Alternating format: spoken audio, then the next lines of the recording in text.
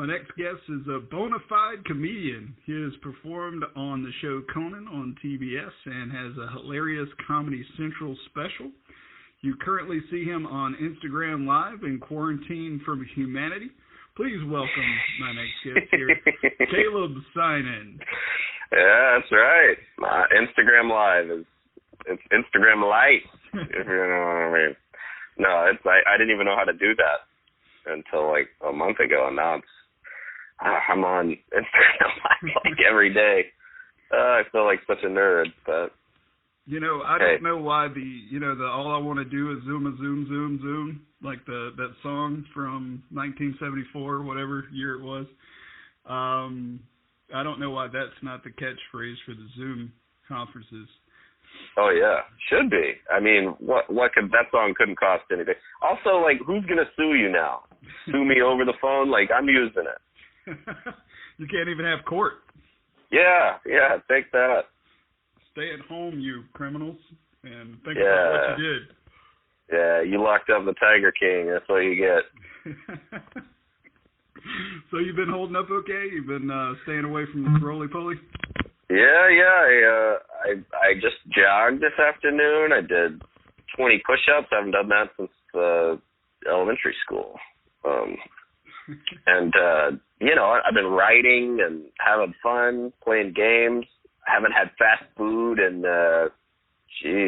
more than a month. So how are your pores? My pores? Yeah. I mean, they must be doing good. I don't know. I haven't needed to look in a mirror for quite some time. So, but they feel nice. Everything feels nice. My beard and hands. You know, I have to wash my hands all the time. They're getting a little cracked and dry, and my beard is a little, kind of looking like a hobbit over here. But, dishpan hands. Yeah. But I used to be a dishwasher when I lived in Athens, and so it's taken me back. That's what I am now. I'm just washing dishes all day. Fun. Mm-hmm. Well, I just want to kind of start at the beginning with you. I know we have kind of similar roots. We're both from rural, no-name towns in Georgia. Mm-hmm. I was laughing. I was laughing my ass off at your story about your siblings playing outside. Oh yeah. Kind of a staple of rural Georgia. I was just gonna see, could you tell that a little bit more about that story?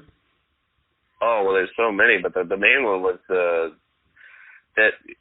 my parents used to do this thing where they would go, kids don't play. They would negate what they just said. They'd be like, when we were kids, our parents made us go outside and play till the sun came down, and then they would do that to us, and then we'd be like, yeah, that's what we do too. And they're like, yeah, kids don't. And then they would blame us for other kids not playing outside while we were outside. We'd be out there, and they'd yell through the window, this is what we used to do. And I'd be like, well, then come and play with us.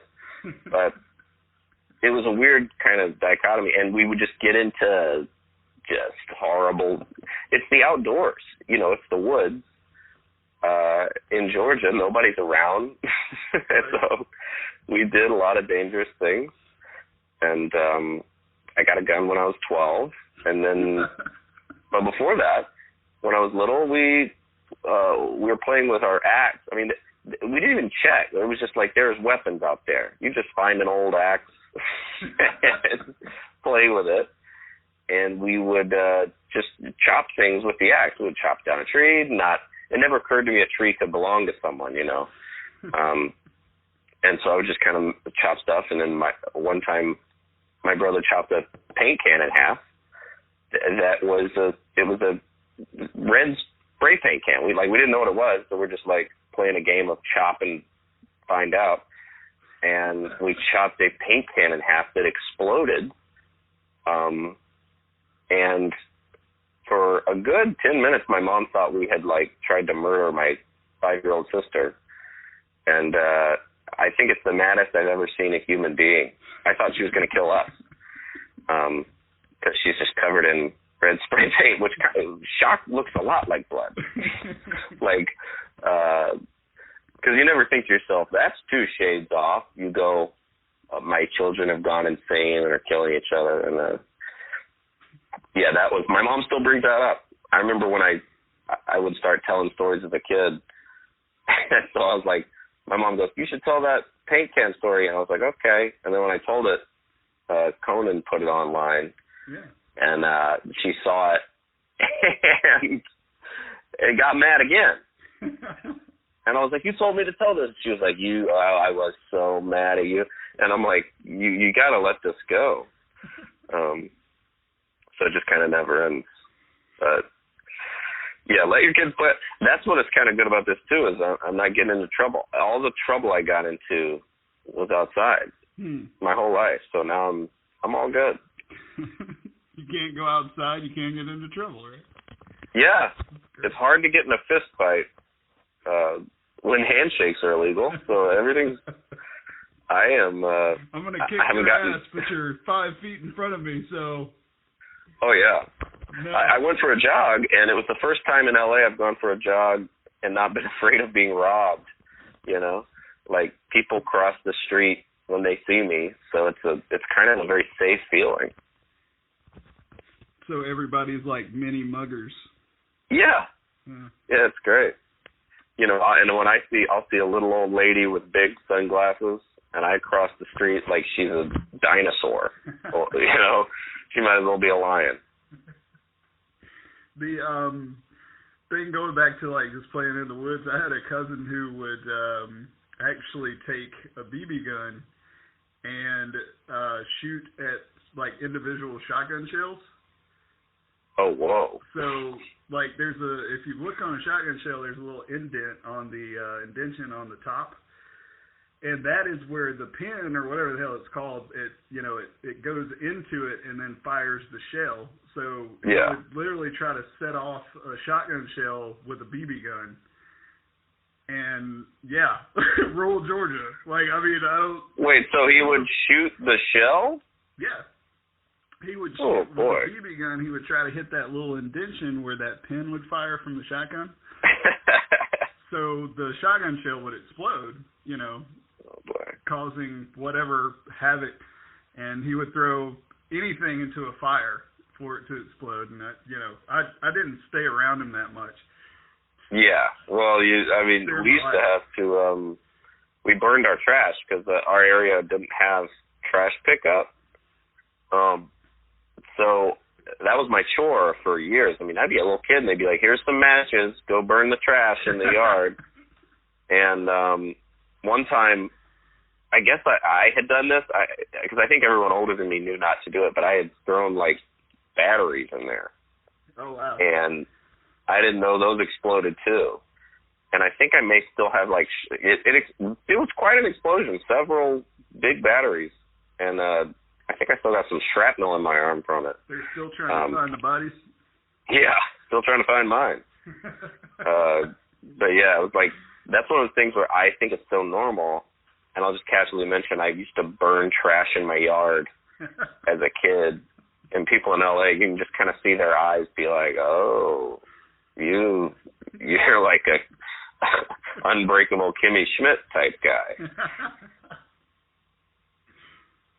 Nice. So growing up, were you, I know you were outdoors a lot, did you grow into kind of being an outdoorsy type person, or were you not really? Yeah.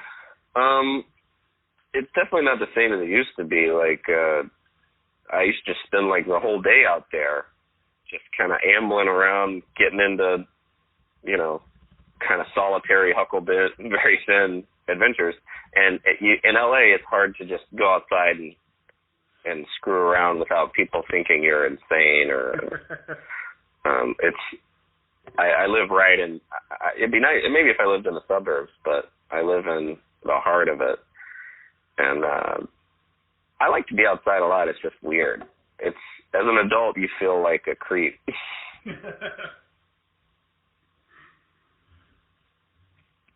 Makes sense. Creepy outdoors people. Yeah. But I like it. I'll go hiking and stuff, and even now, I like to get out and go for a jog and things, but it's like, there was a real freedom to, like, growing up in a very rural place. You just, like, I don't know, like, I would just go hang, like, go walk into someone's cow pasture and go try to touch a cow. Like, just weird, creepy, hillbilly shit. And I feel like that's frowned upon now. I feel like I'd get killed. Yeah, territory it matters to some people. Yeah, not me. Territorial. Yeah. But, yeah, I mean, it's even, I don't know if it's a social anxiety thing, but growing up in the country, you're like, you know, you could be miles away from somebody, half a mile, you know, neighbor or whatever. And you know everybody around in the neighborhood, and, like, you know, it's just one of those things when you get older, or at least this is my experience, I got older, and it's like, you know, being out in a public area or something like that, it's like, kind of even feels weird to me. Like, it's like, wow, there's a lot of people here, you know? And I take medication now, but that's, you know, it took me a while. I mean, it really is, even going to Atlanta, you know, the big city of Atlanta, from here, you know, you hear tales you're going to get mugged, like, just from being in the city. You know, like, you go down there, you're going to get murdered, you know, brutally murdered for no reason. You know, yeah, when I first moved, I remember the first week, it was like every time I was on the MARTA, every time I was going anywhere, I was just overwhelmed by being like, it's constantly 50 strangers all around me. It's like, bogey at 1 o'clock, 2 o'clock, 3 o'clock, 4 o'clock. You're just like, and I hate when people are like, oh, no one's gonna steal, and no one's gonna like take your bicycle. And then I'm like, well, I would. Right. If I was poor and needed a bicycle, I would steal it. Yeah. So I'm like, I know someone else will. I just want people that think I'm like, you don't know about human nature. So, and then. In 2015, someone did steal my bike, so I was like, it kind of made me feel good. I was like, I knew it. One of these days. Yeah. It happened. Yes, it did happen, so I was vindicated. That's awesome. Or not. Yeah, I still haven't gotten a new bike, but turns out I don't need one anymore. I don't know how to respond to that. So you tell a few jokes, you know, on Conan and things like that. You tell about kind of like the southern roots. I love it, dude. It gets me, man. I laugh all the time because I just relate to it so much. But another thing you were talking about is some of the weird ass superstitions that we have. You mentioned the devil's beating his wife thing. Never had heard that, you know, like you would probably never hear that anywhere else but the rural South. And right. I love how you're just like everybody's just agreeing with it, and it's like it's so funny because nobody's questioning like what the hell is actually happening and why the devil's beat his wife and all this kind of stuff. So,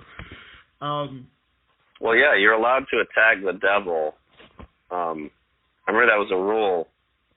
One of my elementary school teachers was like, you got in trouble if you shot the bird.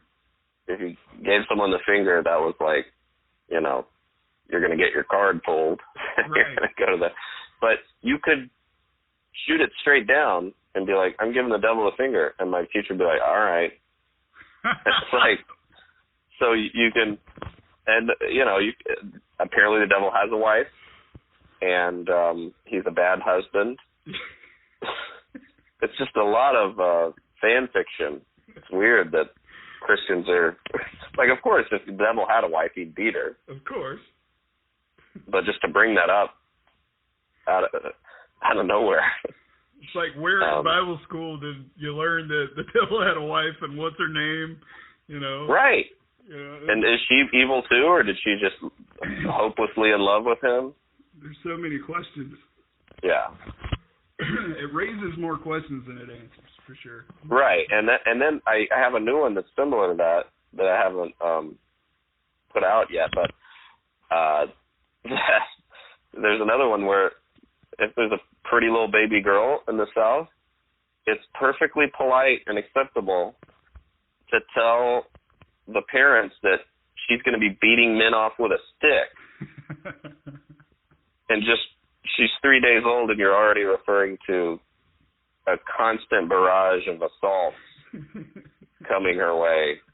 And people just go, yes, she is. Yep. Like that's not a horrible thought. It's more of a states' rights issue, though, I think. Yeah. Yeah. Yeah. So a couple of these superstitions, I just want to see if you've heard of these, because there are a couple of my own that I heard as well. Have you ever heard if the cows are laying down, the fish aren't biting? Like somebody going fishing, but the cows are laying down and the fish, for some magical reason aren't biting because the cows are laying down. Whoa. No? I have not heard that, but maybe I have. Like, there's a million. So many Southern sayings are based on made-up animal things. Yeah, yeah. And so it's like, yeah, a lot of horse ones. I remember hearing, I'm kind of obsessed with old Bill Clinton speeches where he would, like, pretend he still lived without shoes and on top of an outhouse. He would be like, if you wrestle a pig, you get dirty and the pig likes it. And I'd be like, what does that have to do with Medicare? But he would just use all these animal things that didn't make any sense. Look a gift horse in the mouth. Yeah, it'd be like, you're like, how's old Slick Willie going to get out of this? And he'd be like, well, a dog in a dirt road don't know about a horse with a carrot. And you're like, by the end of it, people are applauding. I'm like, I'm from the South and I don't know what it means. That's Arkansas shit. Yeah, I'm like, is Arkansas that far? Yeah. What about, so there's a couple to do with the moon. Have you ever heard that if there's a ring around the moon, that there's going to be rain? Like it's like a cloudy halo, like a circle around the moon. No, I haven't heard that. But I did love when people would be like, and now you see it on social media from people, whenever it's raining for longer than an hour, people will be like, whoever's praying for rain, quit. Yeah. Like one guy just won't stop, and God's like, I gotta do it. Oh, sorry. Oh my God. Yeah. And then it's time to build the ark. Oh yeah. Yeah. Yeah. There's people, and then people wonder, like, Yankees are rude. I'm like, well, quit saying that. I mean, that's a little. You're going to get some jokes from Northerners when you're talking about that. It's great. The first so I grew up around here, which is Athens. So the first experience I ever kind of had, I lived vicariously through my cousin who was in the Air Force. So he was talking about how he moved to Washington State. And at Washington State, they were calling him, a hick and everything. Mm-hmm. I had his accent to me, it wasn't as, Southern as most people would come across. So I was like, they really think you're a hick? Because he wasn't like, all right, everybody. Like I had, the uncles and the cousins and everybody, they're like, all right, woo! Totally. Yeah. Totally out there, with the accents, and yeah. But yeah, it's I feel like it really is just shockingly just Southern, like Southern California, Texas, even states that aren't Southern, like I don't get it as much. In California, people don't really mention it. People even will say, like, I don't hear much of an accent. And then when I'm in New York or Chicago or something like that, they're like, you can tell, they ask immediately. They're like, are you from Oklahoma? Like, what is this accent? Like, and they'll be like, ooh, I love your twang. And I'm like, I don't even have that bad a one. But they notice it. They're like, Midwest and New England and stuff. Exactly. So what made you get into comedy?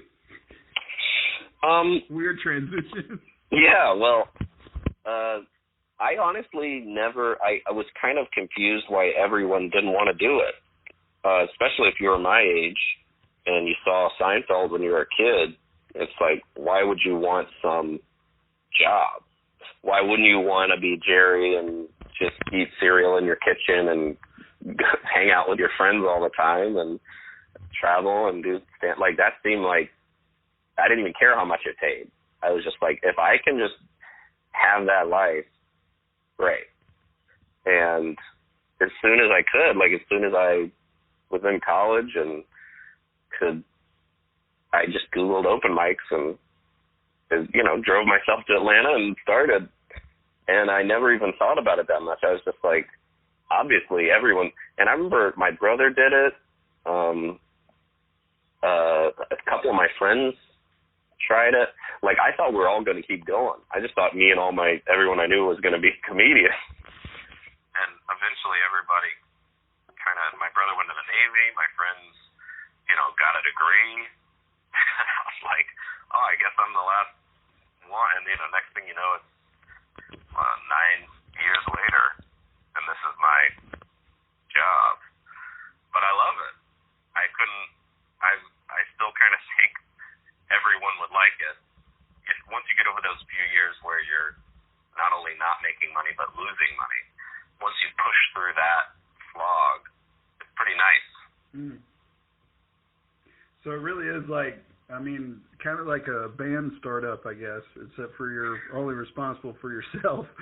But yeah. It is kind of like, the whole story about, you pack up your bags with your guitar, or in your case, microphone, and you go out and try to, do it, like really pioneer stuff.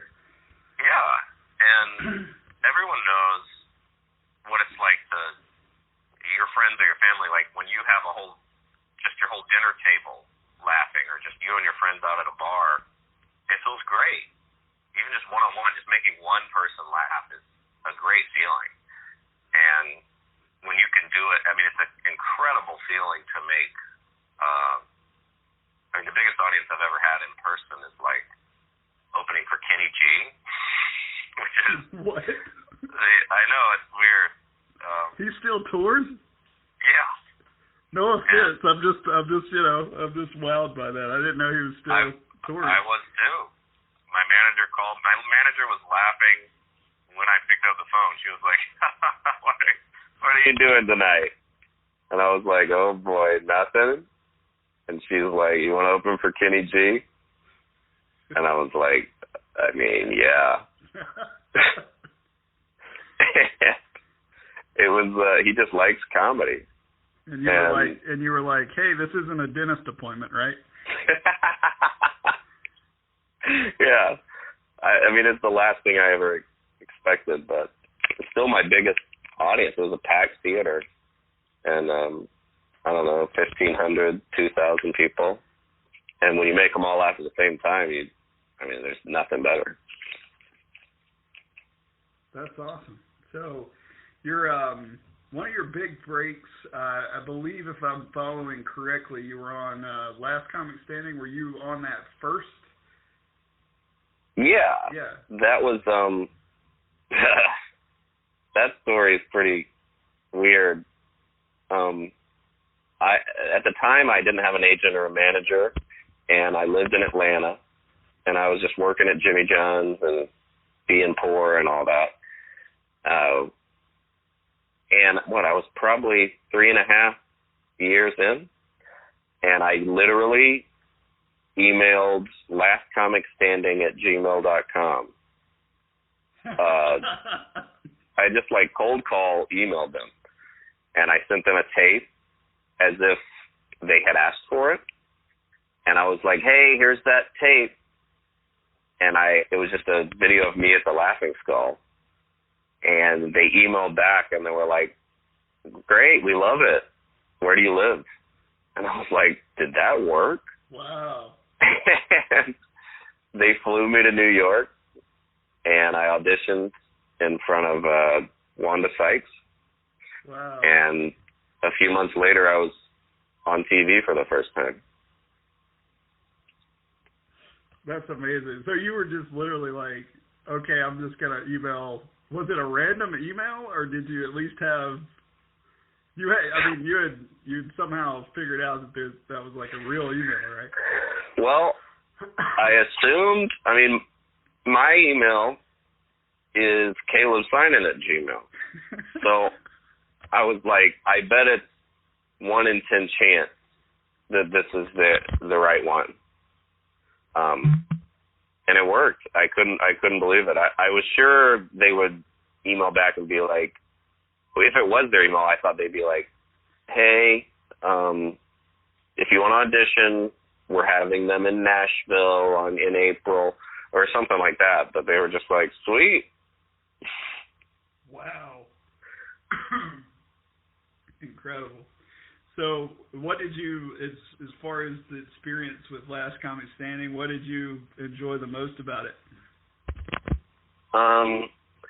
Well, it really helped me get like it was like jumping out of a plane into entertainment. Like I met Wanda Sykes, I met Norm Macdonald, Anthony Jeselnik, all the judges, when it was Keenan Ivory Wayans, Norm Macdonald, and Roseanne. And I got to experience NBC and, what it's like to get jokes approved with advertisers and the standards and practices. And I was, nervous as hell. And then I got judged. Like, you're supposed to have that great feeling. It's supposed to be like your wedding day. You're like, I'm on TV. And then the second I'm done, Roseanne, and if you're a 90s kid, Roseanne yelling at you is like Bugs Bunny punching you in the face. It just doesn't even feel real. And she did not like my stuff. Oh. So she's like angry with me. It's just a weird experience, but it helped me kind of get thicker skin and understand, like, be able to deliver under pressure. And by the time I did Conan, I had already had that experience, so I wasn't, I was still nervous, but I'm not paralyzed. Like, doing Last Comic Standing was terrifying. Well, Roseanne herself has admitted she's on the spectrum, so you don't have to worry about like her judgment so much, and obviously the things that went down. But we're not. I'm not a political show, right? Here, but as far as I know, that was in New York. At what point did you decide to kind of move to LA and just I'm all in, I'm doing this? It was kind of I had done the Laughing Skull Festival, and that had gotten me in front of a lot of industry people. And the Just for Laughs booker, the guy that books the new faces in Montreal, had seen me, and I didn't get it, but I had a good feeling. I was like, I bet I'll get it next year. So by the time 2015 came around, I was about 50-50. I was like, I bet I'll get it. Maybe not, but I was feeling pretty good. And once they told me that I had it, that was in like June. So I was just like, I think this is going to happen. So, and it was also, I don't have any kids. I don't have a job. There's nothing really to keep me from moving. And my girlfriend at the time was fine with it. So, it's not that hard. The hardest thing was moving a cat. Okay. Well, yeah. Let's talk about something more positive. No, that was very positive. I got to... Yeah, I do feel bad for the cat. He didn't, he had to ride in a U-Haul for 3 days. Is the cat acclimated now? Oh, I don't know. She got the cat in the divorce. Oh no. No, there's no divorce, but we weren't together anymore. So. I'm very sad for you, sir.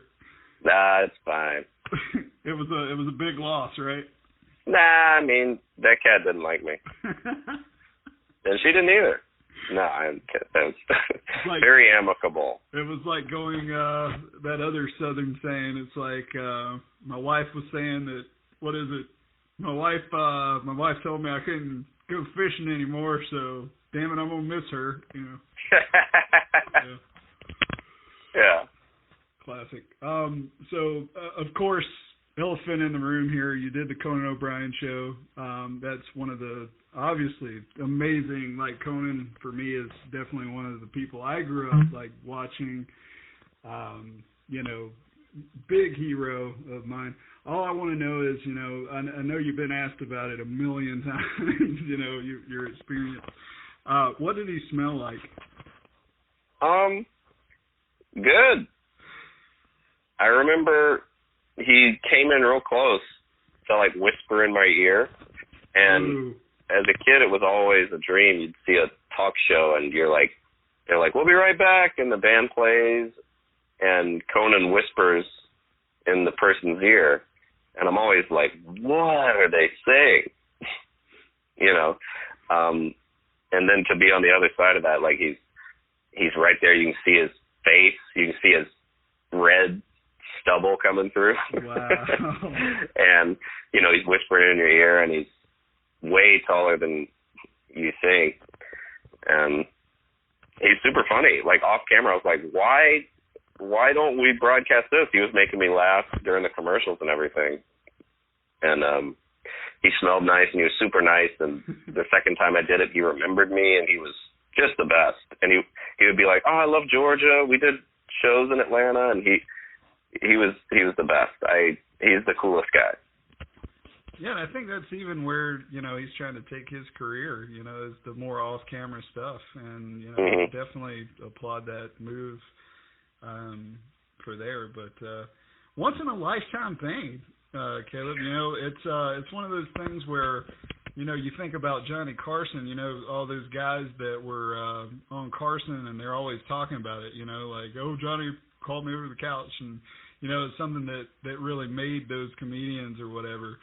And for our generation, Conan, that's our guy pretty much, Conan. We have Letterman too.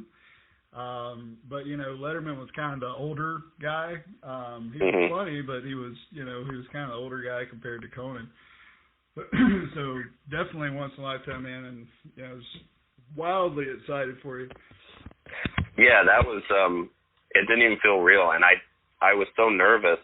I didn't want to tell anybody in case it didn't work. So when I didn't tell anyone I was working on it. I didn't tell anybody I had met the booker, and I just posted about it. Like they didn't even give me much notice. They were like, it was a Wednesday, and they called and were like, can you do Tuesday? Wow. And, I was still like, they're going to cancel. So, yeah, that was the craziest thing ever. The first time doing that is like, I want to live to be 100, but after a thing like that, you're like, well, if I did die, I'd be like, okay, I got this thing I never thought I'd get. Like I've accomplished something. Gotcha. So definitely you've done a few shows. Of course, you have Conan, you have Last Common Standing. You did a Comedy Central special. It was amazing, like best one I've ever seen. Thanks, man. What was your favorite experience out of kind of these nationally recognized things? Was it Conan? That was that was amazing. But one of the things that was, I guess, the most, that just kind of kept being fun was with Comedy Central. They, it's like ongoing. They don't really vet it. Comedy Central, I love them so much. They, like, as much as I love Conan, it's like down to the word, and you have to get things approved, and it's an honor, and it's like, you know, the whole Carson on the couch, like it's great. But Comedy Central is just like, go. And that's very freeing. Like, I've done 2 stand-up spots for Comedy Central, and they're just like, do whatever. And they really pump it out and promote it. And, you know, I got to do that interview with Bill Burr, and I mean, that stuff is just insane. Yeah. Conan was probably the biggest nerve-wracking, like, exciting honor. But as a comedian, Comedy Central is just like, do your thing, we trust you, and they let me make really stupid sketches, and they don't care, and they're probably my biggest champion as far as, hey, let dumb old Caleb do whatever. How's Bill Burr? Is he kind of, does he yell at you a lot like in real life, or is he more laid back? That's what I was worried about. I love Bill Burr, man. He's a great guy. Yeah, I've been a fan for 10 years, and it's like meeting Don Rickles. You're like, what's he gonna say? Is he gonna be like, yo cousin, you just think he's gonna destroy you. And I was like, he's gonna call me a hillbilly. He's gonna make fun. Like, you just replay it in your head. I'm like, I'm meeting Bill Burr tomorrow. It's gonna be crazy.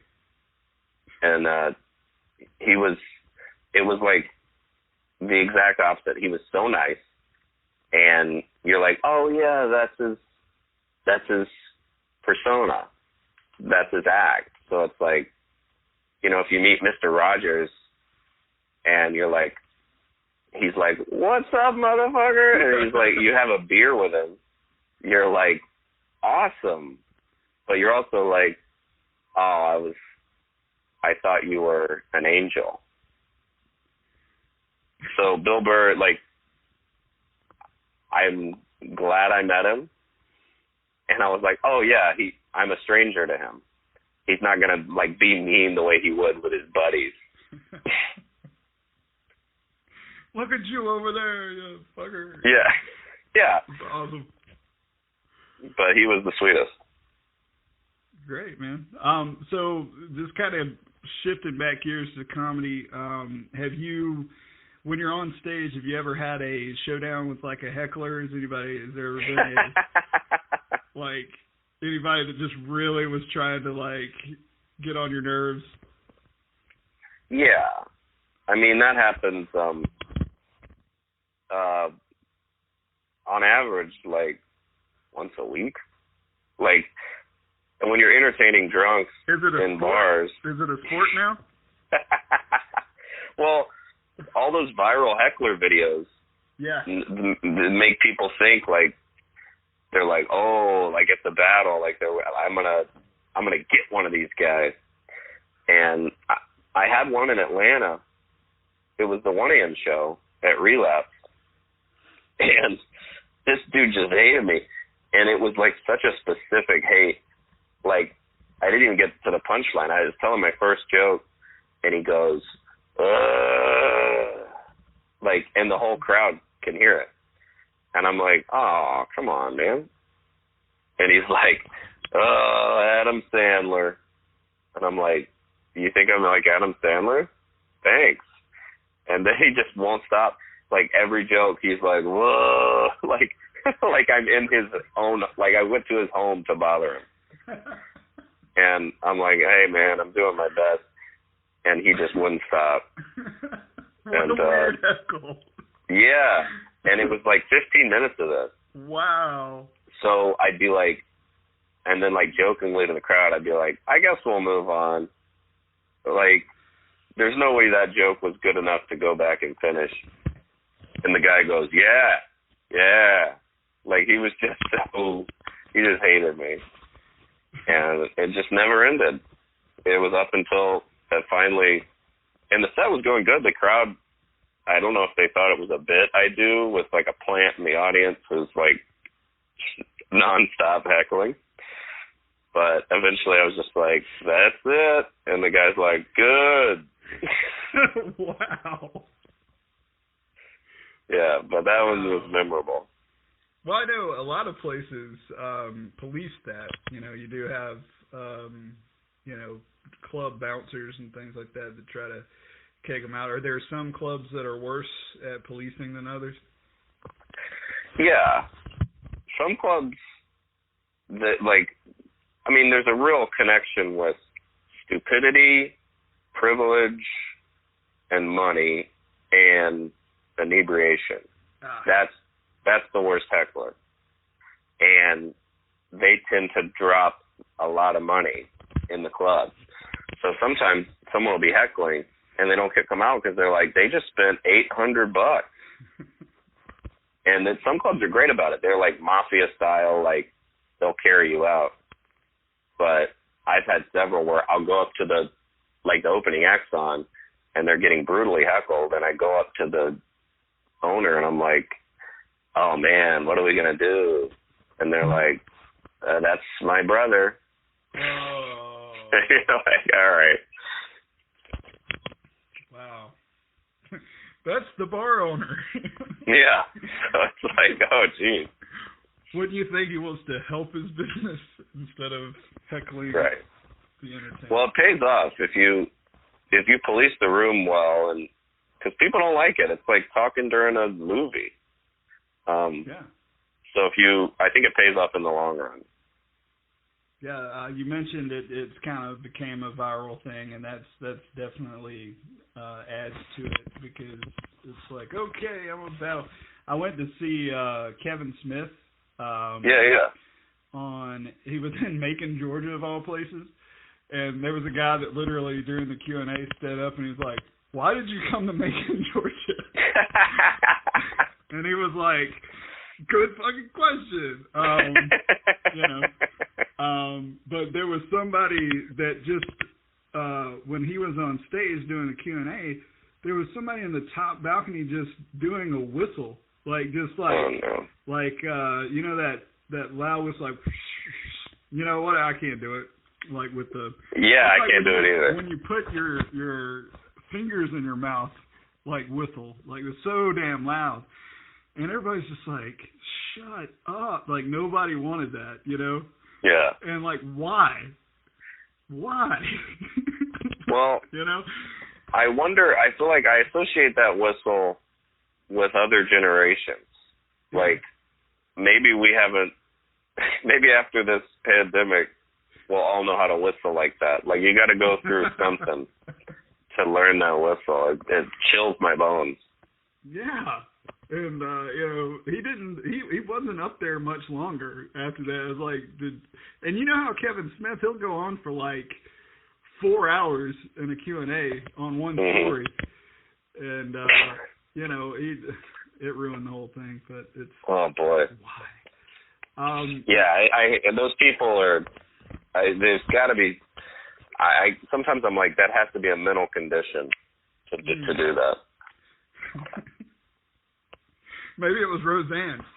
Yeah. It's that, what'd she blame it on, Lunesta or something? All right. So, Caleb, what's next for you, man? I know the world's closed up. There's not much going down, but you got any irons in the fire as far as maybe new Comedy Central specials or anything coming out down the line? Well, everything's kind of up in the air, but people are still wanting to make stuff. Like, there are still channels and Instagram accounts, and I've been recording stuff in my room like an insane person and submitting it. Me too. Yeah. But I mean, I don't know what counts and what doesn't, but I think I might have something coming out soon. It's hard to tell, but if they turn it down, I'm like, well, I've seen what else you put up. So, I don't know. I mean, I've got some stuff I'm making. Hopefully something with Comedy Central, just some Caleb quarantine stuff. Ooh, nice. I would love to see that. Yeah, and, you know, I'm trying to figure out how many things I can do from home. And it's been working great. That special I put on, well, not a special, that bootleg I did, I've been getting, I mean, I've been shocked by it. It's like, there's people I've never even met who will Venmo me for it and then watch it and be like, you know, someone else sent them. And that's a weird way. I'm like, I can't do stand-up really, but it's fun that people can kind of watch that and it's kind of a fake special. But yeah. Well, that's been fun, and the Zoom shows are weird, but it's something to do. So even this right now, we're like, this is, no one in the world is doing anything, like this is equal. Me and you are doing what CNN does. This is what Jimmy Kimmel's doing at night. It's just, you're in your room, I'm in my room, and we're talking, and I'm like, this is as good as it gets. So we're making top-notch entertainment, and we should be proud. And people are desperate for it. People got to watch something. Tiger King's only 7 episodes, so we're giving them something else. And I was embarrassed for the first week, but now I'm like, hey, we're all doing it. Instagram Live, podcast, Zoom, whatever. Yeah, you can't keep creative people down. Like, they always have to have an outlet. You know, there's always something, you know, kind of an itch you have to scratch, I guess you'd say, to say something in Southern. Yeah, scratch that itch. Don't go to the doctor, just scratch it. Scratch it. Make sure it don't scab. Yeah. Don't scratch the scab off. Oh, man. But yeah, man, you know, as far as the entertainment value being top notch here on the B-Flow Show podcast, hopefully, you know, it's a 3. No, this is good. 3 this out is of good 5. stuff. Yeah. But yeah, I appreciate that, and definitely all you do, man. Like, it's I've been following your career, man, and just definitely rooting for you. Like, every time something comes out, I'm like, yeah, this guy's all right, you know. And I always try to promote and make sure people are knowing, you know, about you and your hilarity and all that. So it's pretty awesome. Thanks, I think man. you're a genius as far as to withhold all your YouTube content until a pandemic. So that is a businessman if I've ever seen one. You know. You found me out. I'm not I started the virus. anything until there's a worldwide pandemic, and people are going to give me $5 a pop for. Hey, give me $5 a piece. I couldn't believe it. I couldn't believe it worked. I mean, I've made more fans in the last month than I could have ever thought. Absolutely. Is there a way, I do want to kind of but tell people that they can Venmo you. Venmo, I don't even know how to damn say it. It's a Cash App. It's not Cash App, it's Venmo. So I started with Cash App, and then there's this Venmo thing, and I'm like, what, there's 2 ways to send people money now? So they can donate. Basically, it's not just $5. It's, you know, whatever, you know, you feel like donating to Caleb for the YouTube set that he has, and I will. I guess I can throw your Venmo on the video? I guess here. Yeah. On the YouTube, so I'll throw that up so make sure people have it. But Caleb, I've taken up enough of your time, sir, and I do appreciate again, man. It's such a good honor. I'd love to have you back sometime. Hey, let me know, man. This is fun. Yeah. I mean, now it's on to Return of the Jedi. That's what tonight is.